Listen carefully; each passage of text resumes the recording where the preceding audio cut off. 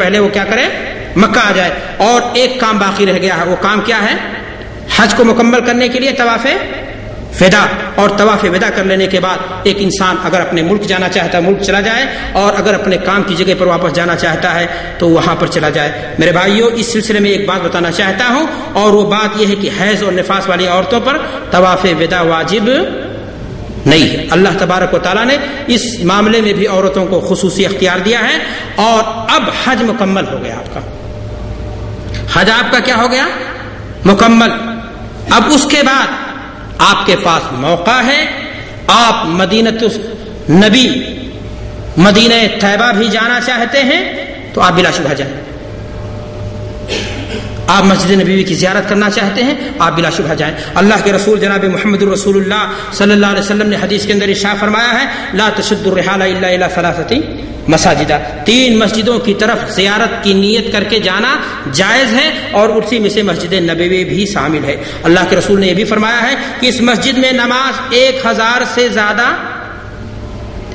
اس مسجد میں پڑھی جانے والی نماز کتنی ہوگی؟ 1000 صلاۃ مما سوا، 1000 کا ثواب ملے گا. میرے بھائیو اور دوستو، آپ جائیں گے مدینہ لیکن قبر شریف کی زیارت کی نیت سے نہیں، مسجد نبوی کی زیارت کی نیت سے.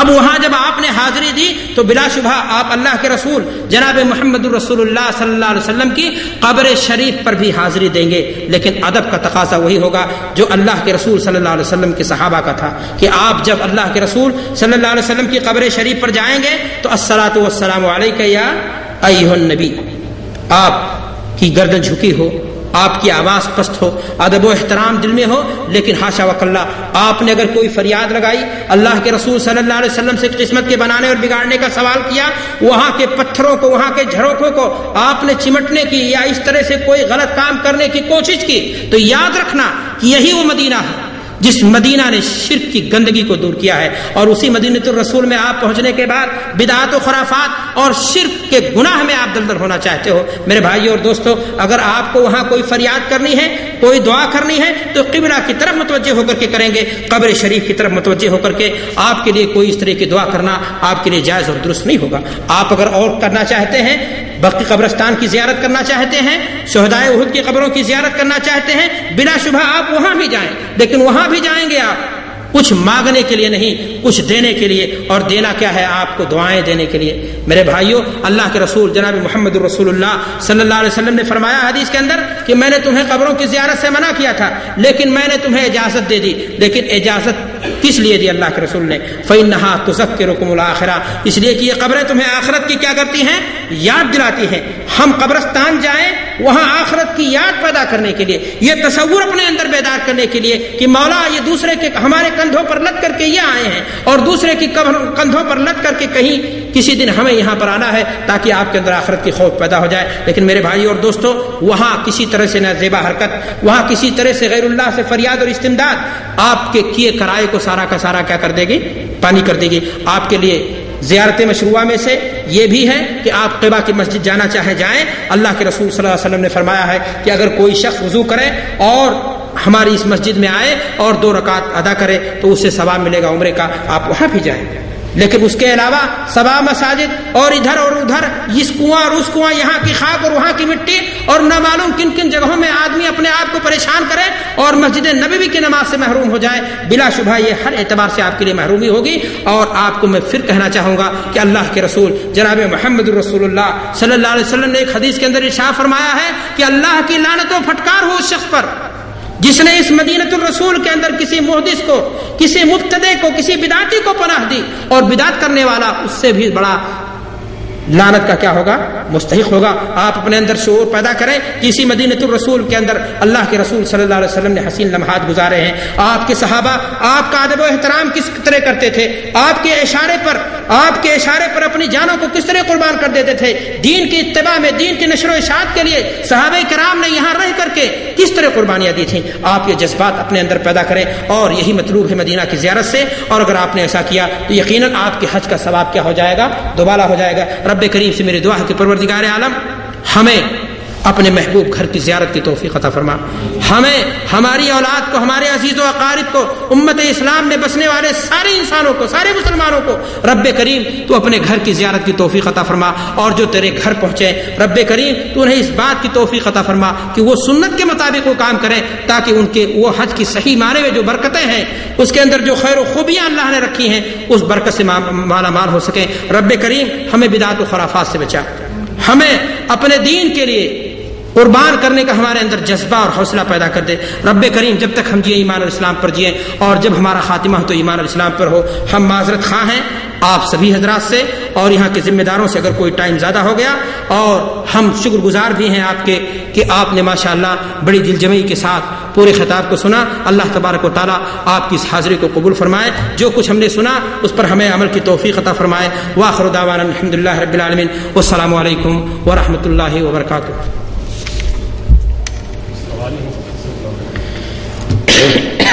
کچھ سوالات ہیں جو ہمارے سامنے ہیں، آپ لوگ سننے کے لیے تیار ہیں جوابات؟ جی. سوال نمبر 1، نیت کا مقام دل ہے، چاہے وہ نماز کی نیت ہو یا حج کی نیت.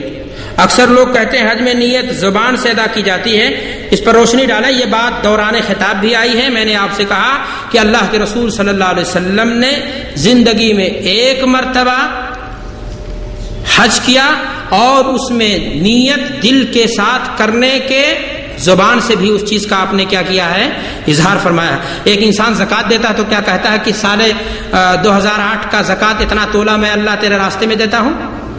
نہیں دیتا ہے، نہیں کہتا ہے. تو اسی طرح سے جو ہے نماز میں بھی. اور سوال یہ ہے کہ دین نام ثبوت کا یا جذبات کا ہے، اور دین میں عبادت اگر ہے تو عبادت میں قیاس نہیں چلے گا، عبادت توقیفی ہوتی ہے. نماز اللہ کے رسول صلی اللہ علیہ وسلم 5 وقت کی پڑھتے تھے. آپ صلی اللہ علیہ وسلم کی نقل و حرکت کو، ایک ایک ادا کو صحابہ کرام رضوان اللہ علیہم اجمعین نے نقل کیا ہے. آپ کوئی لا کر کے دکھائے کہ فلاں کتاب میں اور باب ہے کتاب باب الصلاۃ کا، اور اس میں یہ بات پائی جاتی ہے کہ اللہ کے رسول یا آپ کے صحابہ نے جب نماز کے لیے کھڑے ہوئے قبلہ رخ، تو آپ نے کہا کہ رخ میرا قبلہ کی طرف، اور اس امام کے پیچھے اتنی رکعت اتنی رکعت. اگر ایسا کچھ نہیں ہے تو میرے بھائی اور دوستو یہ چیز ثابت نہیں. لوگ کہتے ہیں حرج کیا؟ حرج یہی کہ جو دین میں ثابت ہے اس کو کرنے کی کوشش کیوں کرتے ہو؟ دین میں جتنا ثابت ہے، جیسے ثابت ہے اس کو کرو. اس لیے نیت کا محل بلا شبہ دل ہے. اگر ایک انسان کہے رخ میرا قبلہ کی طرف نماز ظہر کی اور پڑھ رہا ہے اثر کی، تب بھی نماز اس کی صحیح ہوگی. جو لوگ نیت کے الفاظ کہتے ہیں ان سے بھی پوچھو، تب بھی یہی کہیں گے. اس کا مطلب یہ ہوا کہ نیت کا محل دل ہے، زبان نہیں، اور زبان سے یہاں ثابت بھی نہیں. اس ناطے ایسا نہیں کیا جائے گا. انہوں نے سوال پوچھا کہ عمرہ میں طواف وداع ضروری ہے یا نہیں؟ آپ خطاب میرا سن رہے تھے یا نہیں؟ میں نے آپ سے بار بار یہ بات کہی ہے کہ طواف وداع واجبات میں سے ہے. عمرہ، اچھا عمرہ پوچھا ہے، عمرہ میں طواف وداع نہیں ہے. معاف کیجیے گا، گستاخی ہم سے ہوئی. اور عمرہ میں طواف وداع نہیں ہے. آخر عہدہم بالبیت، اللہ کے رسول کی یہ حدیث حاجیوں کے لیے ہے.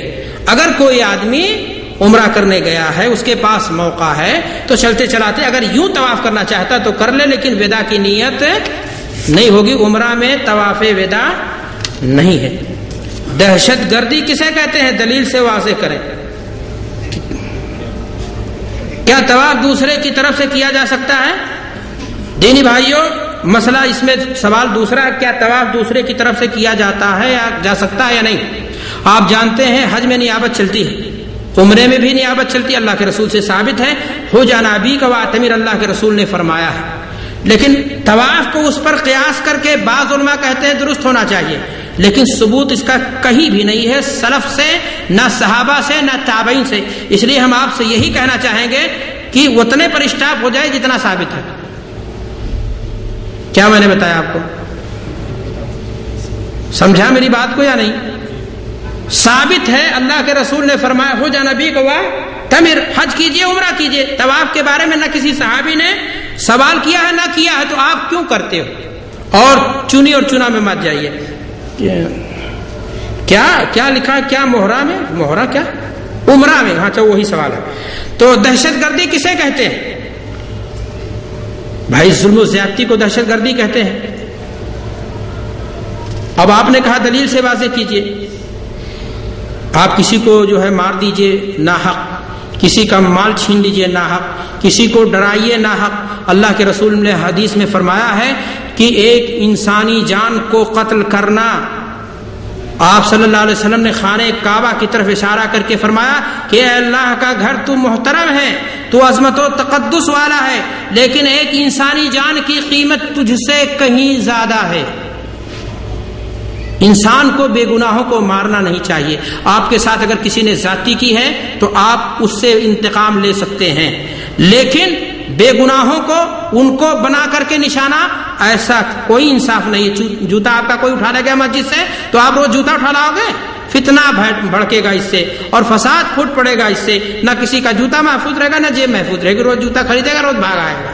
تو میرے بھائی، میں نے آپ سے کہا کہ اگر بدلہ لینے کی طاقت ہے اس سے جس نے آپ کے ساتھ ظلم کیا ہے، ظالم کا ہاتھ پکڑ لو، لیکن اگر طاقت نہیں ہے تو صبر کرو اور اللہ سے دعا کرو، یہاں تک کہ اللہ تعالیٰ جو ہے اس مصیبت سے نجات لے آئے، اس لیے کہ ہو نہ ہو یہ ہمارے کسی گناہ کے پاداش میں یہ مصیبت ہمارے اوپر آئی ہو۔ کیا حج کے رکن میں سے کوئی رکن بھولے سے یا جان بوجھ کر آگے پیچھے ہو جائے تو کیا دم لازم آتا ہے؟ دیکھیں، رکن 10ویں تاریخ کے بارے میں آتا ہے، اللہ کے رسول صلی اللہ علیہ وسلم سے پوچھا گیا کہ اللہ کے رسول اگر کسی نے حلق پہلے کرا لیا، قربانی بعد میں کیا تو، یا فلاں، میں نے جو ترتیب بتائی ہے، سب سے پہلا کام کیا جائے گا جمرہ عقبہ کو کنکری ماری جائے گی، دوسرا کام کیا ہے، ہاں تیسرا کام کیا ہے، اب اگر اس میں الٹ پلٹ ہو جائے تو ایسی صورت میں اللہ کے رسول نے کہا افعل ولا حرج، 10ویں دن کے کام کو، بقیہ جو ترتیب ہے تو کیا آپ کہنا چاہتے ہیں کہ طواف افاضہ 8 تاریخ کو کرو گے اور عرفہ میں 10ویں تاریخ کو جاؤ گے؟ یہ کہاں سے ہوگا؟ ایسا کچھ کرنا درست آپ کے لیے نہیں ہوگا۔ اگر بیوی کے پاس 2 لاکھ کا سونا ہے تو کیا اس پر حج فرض ہے؟ بھائی، من استطاع الیہ سبیلا کی تشریح علماء نے یہی کی ہے کہ آپ اگر حج کے لیے نان و نفقہ جو زیادہ راہ ہے وہ خریدا اور اس کے بعد بھی آپ کے گھر میں اتنا پیسہ رہ جائے جس سے آپ کے بچے کھا سکیں، یہاں تک کہ آپ حج سے واپس گھر ہو جائیں، اس بیچ میں انہیں مانگنے پر مجبور، دستے سوال پر مجبور، اور آپ نے تو یہاں بیوی کو بتایا ہے اور گھر کا خرچ بیوی پر ہے یا نہیں، تو 2 لاکھ رکھتی ہے تو پھر تو جو ہے اس پر حج واجب ہے، لیکن یہ ہے کہ محرم، اب آپ اگر فقیر کلاش ہو تو اس سے پیار سے کہو کہ اپنے ساتھ لے چاہے، آپ کو بھی آپ کا بھی خرچہ دے دے، کوئی مشکل کی بات نہیں ہے۔